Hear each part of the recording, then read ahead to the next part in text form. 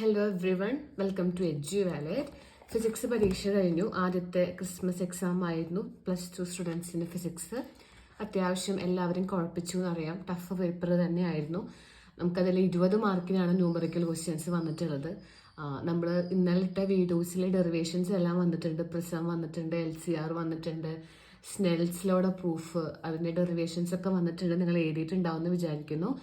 അപ്പോൾ ഇനി എന്തായാലും കഴിഞ്ഞു പോയ പരീക്ഷനെ ആലോചിച്ച് ടെൻഷൻ അടിക്കേണ്ട. ഇനി വരാൻ പോകുന്ന എക്സാംസ് കോൺസെൻട്രേറ്റ് ചെയ്യുക, പറ്റുന്നത്ര പഠിക്കുക കേട്ടോ. നമുക്ക് വെയിറ്റേജ് നോക്കാം. ഇന്നത്തെ വീഡിയോ +2 കമ്പ്യൂട്ടർ സയൻസ് കുട്ടികൾക്കുള്ളതാണ്. നാളെ കമ്പ്യൂട്ടർ സയൻസ് എക്സാം ആണ്. അപ്പം അതിനുവേണ്ടി ഓരോ പാഠങ്ങളിൽ നിന്ന് ഏതാണ് ഫോക്കസ് ചെയ്യേണ്ടത്, ഏതാണ് കൂടുതൽ ചോദിക്കാൻ ചാൻസ് ഉള്ളത് നമുക്ക് നോക്കാം. കമ്പ്യൂട്ടർ സയൻസ് അത്ര ടഫായിട്ടൊരു പേപ്പറൊന്നും വരാറില്ല. എല്ലാ തവണയും സിമ്പിൾ ആയിട്ടുള്ള ക്വസ്റ്റ്യൻസ് ഡയറക്റ്റ് തന്നെയാണ് ചോദിക്കുക. അത്ര കുഴപ്പിക്കുന്ന ക്വസ്റ്റ്യൻസ് ഒന്നും കമ്പ്യൂട്ടർ സയൻസ് ഉണ്ടാവില്ല. പഠിച്ചാൽ നമുക്ക് മാർക്ക് കിട്ടുന്ന സബ്ജക്റ്റാണ് +2 കമ്പ്യൂട്ടർ സയൻസ്. ഓക്കെ, അപ്പോൾ ഇതിൽ ആദ്യത്തെ ചാപ്റ്റർ സ്ട്രക്ചേഴ്സ് ആൻഡ് പോയിന്ററിലെ 4 മാർക്കാണ് വെയിറ്റേജ് ഉള്ളത്. Concepts of object oriented programming 2 മാർക്കാണ്. ഇത് ക്രിസ്മസ് എക്സാമിന്റെ വെയിറ്റേജ് ആണ് കേട്ടോ. കഴിഞ്ഞ വർഷങ്ങളിലെ ഈ മാർക്കിനാണ് ഈ പാഠങ്ങളിൽ നിന്ന് ക്വസ്റ്റ്യൻസ് വന്നിട്ടുള്ളത്. ഡാറ്റ സ്ട്രക്ചർ ആൻഡ് ഓപ്പറേഷൻസ് 6 മാർക്കാണ്. വെബ് ടെക്നോളജി ആണ് ഏറ്റവും വെയിറ്റേജ് ഉള്ളത്. Web technology 10 mark, web designing using HTML 11 mark, client side scripting using Java script 9 mark, web hosting 6 mark, database management system 12 mark. അപ്പം നിങ്ങൾ എന്തായാലും ഫോക്കസ് ചെയ്യേണ്ടത്, കൂടുതൽ നന്നായി പഠിക്കേണ്ടത് 4ാമത്തെ ചാപ്റ്റർ, 5ാമത്തെ ചാപ്റ്റർ, 6 ആൻഡ് 8. ഓക്കെ, ഈ പാഠങ്ങളാണ് നിങ്ങൾ നന്നായി ഫോക്കസ് ചെയ്യേണ്ടത്. ഈ 4 പാഠം നന്നായി പഠിക്കുക. 4ഉം 5ഉം 6ഉം 8ഉം ഏറ്റവും കൂടുതൽ ഫോക്കസ് ചെയ്യേണ്ടത് ഈ പാഠങ്ങളാണ്. ഇതിലെടുക്കുന്ന അല്ലെങ്കിൽ ഇതിലുള്ള ഓരോ ടോപ്പിക്സും കോൺസെൻട്രേറ്റ് ചെയ്ത് പഠിക്കുക. ഇതിന് കുറേ ക്വസ്റ്റ്യൻസ് വരാൻ ചാൻസ് ഉണ്ട് കേട്ടോ. അപ്പോൾ ഓരോ പാഠങ്ങളിൽ നിന്നും ഏത് ക്വസ്റ്റ്യൻ ആണ് ഫോക്കസ് ചെയ്യേണ്ടതെന്ന് നോക്കാം.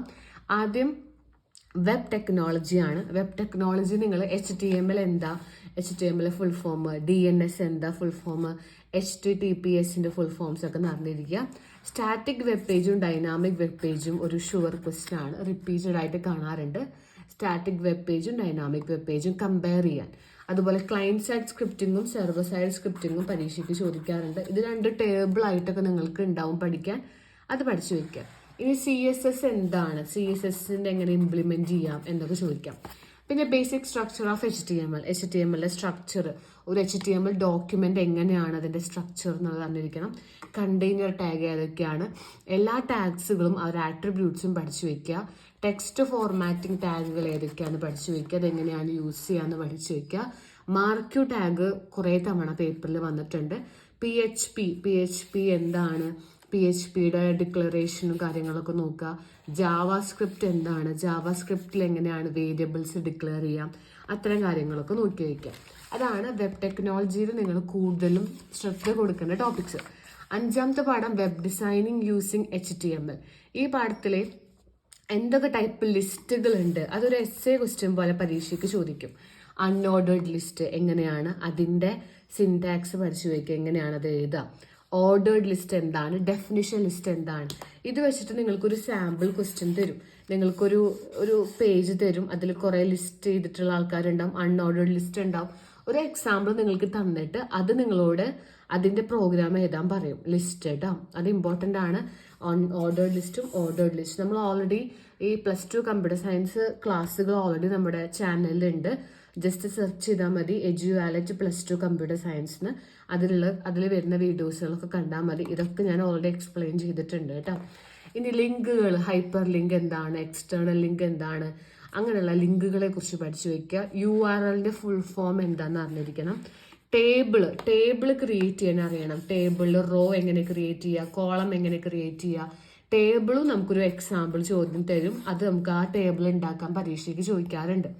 ഫോംസ് ഉണ്ടാക്കാനും ചോദിക്കും. ഫോംസ് എങ്ങനെ ക്രിയേറ്റ് ചെയ്യുക, അതിൽ വരുന്ന ടാഗുകൾ ഏതൊക്കെയാണ്. അപ്പോൾ ഫോംസ് ഉണ്ടാക്കാനോ ടേബിൾ ഉണ്ടാക്കാനോ ലിസ്റ്റ് ഉണ്ടാക്കാനും പരീക്ഷയ്ക്ക് ചോദിക്കും. അതൊരു എക്സാമ്പിൾ എന്നിട്ട് അത് ഉണ്ടാക്കാനാണ് പറയാറുള്ളത്. അതാണ് 5ാമത്തെ പാഠത്തിൽ ഇമ്പോർട്ടൻ്റ് ആയിട്ടുള്ളത്. 6ാമത്തെ ചാപ്റ്റർ ക്ലയന്റ് സൈഡ് സ്ക്രിപ്റ്റിംഗ് ആണ്. അതിൽ HTML എങ്ങനെയാണ് സ്ക്രിപ്റ്റ് ആഡ് ചെയ്യുക, what are the different methods four adding script in HTML page. ഒരു HTML പേജിൽ എങ്ങനെ സ്ക്രിപ്റ്റ് ആഡ് ചെയ്യാം, ജാവാസ്ക്രിപ്റ്റിന്റെ ഡാറ്റ ടൈപ്സ് ഏതൊക്കെയാണ്, ജാവാസ്ക്രിപ്റ്റിന്റെ ഓപ്പറേറ്റേഴ്സ് ഏതൊക്കെയാണ്, ഇവന്റുകൾ ഏതൊക്കെയാണെന്നും അറിഞ്ഞിരിക്കുക. അതുപോലെ 7ാമത്തെ ചാപ്റ്റർ വെബ് ഹോസ്റ്റിംഗ് ആണ്. അതിൽ ടൈപ്സ് ഓഫ് വെബ് ഹോസ്റ്റിംഗും റെസ്പോൺസീവ് വെബ് ഡിസൈനിങ്ങും എന്താണെന്ന് നോക്കി വയ്ക്കണം. ക്വസ്റ്റ്യൻ പേപ്പറിൽ കാണാറുള്ള ചോദ്യമാണ്. അത് കഴിഞ്ഞാൽ പിന്നെ നമുക്ക് നേരെ 8ാമത്തെ ചാപ്റ്റർ, അതിലെ ഡാറ്റാബേസിന്റെ മാനേജ്മെന്റ്, ഡാറ്റാബേസിന്റെ അഡ്വാൻറ്റേജസ്, ഡാറ്റാബേസിന്റെ കമ്പോണൻസ്, ഡാറ്റ അബ്സ്ട്രാക്ഷൻ എന്താ, ഡാറ്റ ഇൻഡിപെൻഡൻസ് എന്താ, ഡാറ്റാബേസിന്റെ യൂസേഴ്സ് ഒരു ടേബിൾ പോലെയൊക്കെ അറിഞ്ഞിരിക്കുക. പിന്നെ candidate key, primary key, alternate key, foreign key, ഇതൊക്കെ എന്താണെന്ന് അറിഞ്ഞിരിക്കണം. പിന്നെ റിലേഷണൽ ആൾജിബ്രയിൽ വരുന്ന ഓപ്പറേറ്റേഴ്സ് ഏതൊക്കെയാണ്, നമുക്ക് ടേബിൾ തന്നിട്ട് ആ ടേബിളിൽ നമുക്ക് എന്തൊക്കെ റിലേഷണൽ ഓപ്പറേറ്റേഴ്സ് നമുക്കുണ്ട് എന്ന് ചോദിക്കാം. അതൊരു ഇമ്പോർട്ടൻറ്റ് ക്വസ്റ്റ്യൻ ആണ്. പിന്നെ ചാപ്റ്റർ 1, 2, 3 കുറച്ച് ക്വസ്റ്റ്യൻസ് ആണ് ചോദിക്കുക. ഫസ്റ്റ് ചാപ്റ്ററിൽ നിന്ന് എന്തായാലും അറേസും സ്ട്രക്ചേഴ്സ് എന്താണെന്ന് നോക്കി വെക്കുക. പോയിന്റർ എന്താണ്, അതെങ്ങനെ ഡിക്ലെയർ ചെയ്യാമെന്ന് പഠിക്കുക. Static and dynamic memory allocation വളരെ ഇമ്പോർട്ടൻ്റ് ആണ്. സെൽഫ് റെഫറൻഷ്യൽ സ്ട്രക്ചർ എന്താണെന്നും ക്വസ്റ്റ്യൻ പേപ്പറിൽ കാണാറുണ്ട്. 2ാമത്തെ ചാപ്റ്ററിലെ ഒബ്ജക്റ്റ് ഓറിയന്റഡ് പ്രോഗ്രാമിംഗ് എന്താണ്, അതിലെ പ്രൊസീജിയറൽ പ്രോഗ്രാമിംഗ് വെച്ച് നോക്കുമ്പോൾ ഒബ്ജക്റ്റ് ഓറിയന്റഡ് പ്രോഗ്രാമിങ്ങിന്റെ അഡ്വാൻറ്റേജസ് എന്തൊക്കെയാണെന്ന് ചോദിക്കാറുണ്ട്. പ്രൊസീജിയർ ഓറിയന്റഡ് പ്രോഗ്രാമിങ്ങിന്റെ പ്രശ്നങ്ങൾ ചോദിക്കാറുണ്ട്. Limitations of procedure oriented programming.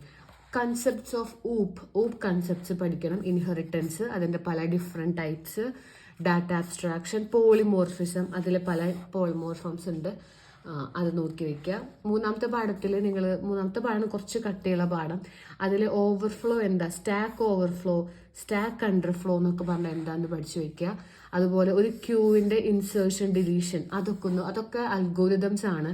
FIFO and FIFO and LIFO, സ്റ്റാക്കിലും ക്യൂവിലും ഇതിൽ ഏതാണ് വരിക അത് പഠിക്കുക. ഇതിൽ കൂടുതലും ചോദിക്കാറുള്ളത് ഒരു ക്യൂവിലേക്ക് ഒരാളെ ഇൻസേർട്ട് ചെയ്യുന്ന അൽഗോരിതം ഏതു, അല്ലെങ്കിൽ ഒരു സ്റ്റാക്കിൽ നിന്ന് ഒരാളെ റിമൂവ് ചെയ്യുന്ന അൽഗോരിതം ഏതു, ഒരു ലിങ്ക്ഡ് ലിസ്റ്റ് ക്രിയേറ്റ് ചെയ്യുന്ന അൽഗോരിതം, അങ്ങനെയുള്ള അൽഗോരിതംസ് ഈ പാഠത്തിൽ നിന്ന് ചോദിക്കാറുണ്ട്. ഏതെങ്കിലും ഒരു പ്രോഗ്രാമിംഗ് ഇതിന് ചോദിക്കും കേട്ടോ. അപ്പോൾ ഇതൊക്കെയാണ് കമ്പ്യൂട്ടർ സയൻസ് കൂടുതൽ നിങ്ങൾ ഫോക്കസ് ചെയ്യേണ്ട ടോപ്പിക്സ്. എന്തായാലും നമുക്ക് കുറച്ച് ഷുവർ ക്വസ്റ്റ്യൻസും ആൻസേഴ്സിൻ്റെ വീഡിയോ വരുന്നുണ്ട്. അതിൽ പല പാഠങ്ങളും ക്ലബ് ചെയ്ത് കുറേ ഇമ്പോർട്ടൻ്റ് ആയിട്ടുള്ള ക്വസ്റ്റ്യൻസ് നമുക്ക് ഡിസ്കസ് ചെയ്യാം. അപ്പോൾ ഓരോ പാഠങ്ങളിൽ എന്തൊക്കെയാണ് പഠിക്കേണ്ടത് നിങ്ങൾക്ക് ക്ലിയർ ആയി എന്ന് വിചാരിക്കുന്നു.